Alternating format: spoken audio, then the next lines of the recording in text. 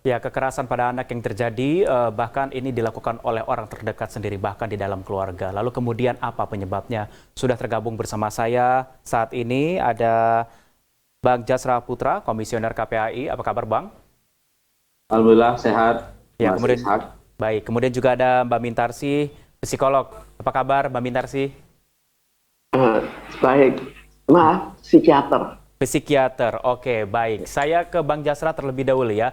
Bang Jasra, dari data KPAI sendiri ini sebenarnya tingkat kekerasan ada berapa dan mayoritas ini dilakukan oleh di rumah tangga atau bagaimana? Silakan Bang penjelasannya.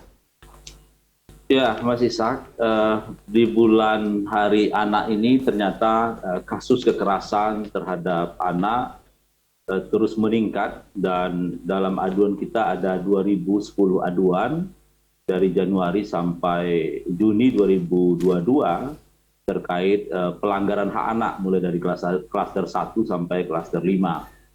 Dan terkait dua data terbesar, satu isu keluarga dan pengasuhan alternatif, di mana dalam situasi pandemi ini tingkat perceraian masih tinggi, penelantaran anak, kemudian konflik atau perebutan hak asuh, dan termasuk juga pembuangan bayi dan pernikahan usia anak.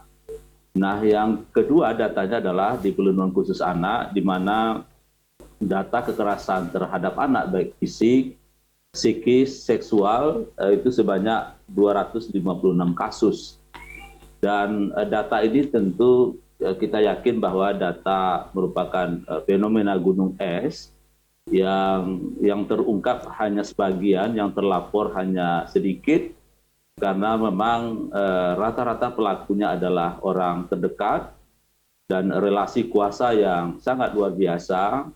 Jika kita lihat kasus-kasus belakangan ini, baik yang terjadi di rumah tangga di Bekasi dengan merantai anaknya dengan berbagai macam alasan, begitu juga halnya dengan kasus di dunia pendidikan, di mana pemilik atau pengasuh atau guru dari anak juga merupakan pelaku dari kekerasan tersebut.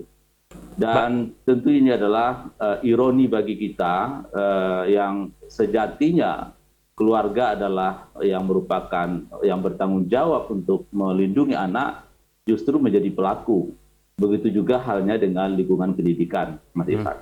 Baik, berarti ini data yang didapat adalah orang yang melapor begitu ya Bang ya. Berarti ada mungkin diperkirakan mungkin lebih banyak dari yang belum lapor begitu. Iya, dalam beberapa kajian-kajian kita, dugaan kita seperti itu. Dan semua pihak menyatakan bahwa kasus kekerasan ini adalah bak fenomena gunung es. Jadi yang tidak melapor bisa 3 atau 4 kali dari data KPAI. Ya, karena tadi rata-rata pelakunya orang terdekat, ada ancaman kepada anak, ada bujuk rayu kepada anak, dan bahkan ada seperti kasus pesantren di Jombang, anak ini bisa melapor atau pelakunya bisa ditangkap ketika anak sudah keluar dari lembaga pendidikan. Baik, saya ke Mbak Mintarsi. Mbak Mintarsi, ini apa pandangan Anda terkait dengan kekerasan yang bahkan terjadi di keluarga, bahkan ini orang terdekat begitu yang melakukannya begitu? Apa faktor yang paling kuat? Memang hal ini menandakan bahwa stres yang terjadi pada keseluruhan masyarakat sudah terlalu tinggi. Dan stres ini berakibat juga pada anak. Dia bisa stres itu keluar, misalnya ke masyarakat, bisa terjadi pembunuhan, bisa bunuh diri, bisa juga ke anak-anak. Dalam hal ini yang kita bahas adalah anak. Kalau anak, maka kita lihat siapa yang melakukan. Bapaknya, ibunya, lalu bagaimana mental mereka. Jadi mental mereka jelas sudah terganggu dibandingkan dengan saat sebelumnya, saat-saat tahun-tahun yang lalu. Kenapa sampai terjadi begitu? Jelas kita lihat bahwa kondisi mental yang terjadi belakangan berbeda daripada dekade-dekade yang lalu.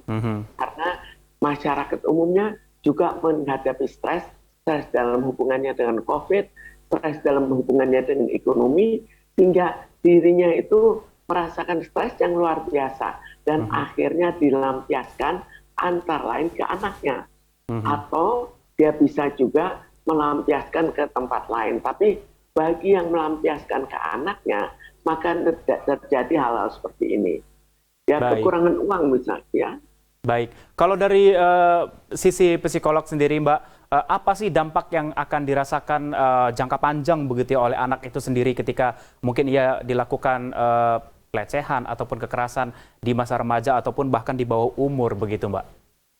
Jadi kalau terhadap anak ini tergantung pada anaknya. Jadi kita bisa melihat ada anak yang menjadi begitu depresi, begitu rendah diri, tapi ada anak juga yang sebagian kecil berontak. Kalau berontak, maka dia akan jadi beringas di kemudian hari. Dia mungkin di kemudian hari akan banyak menyiksa orang lain juga. Lalu juga kita lihat dalam hubungan kekeluargaan nantinya, jika sudah berkeluarga, norma yang dianggap sebagai norma yang benar adalah apa yang terjadi pada orang tuanya terhadap dirinya. Baik. Walaupun dia tahu itu tidak betul-betul sempurna, Baik. tapi terbawa. Baik, nanti kita akan lanjutkan perbincangan kita usai jeda yang satu ini, tetaplah bersama kami di Newsroom.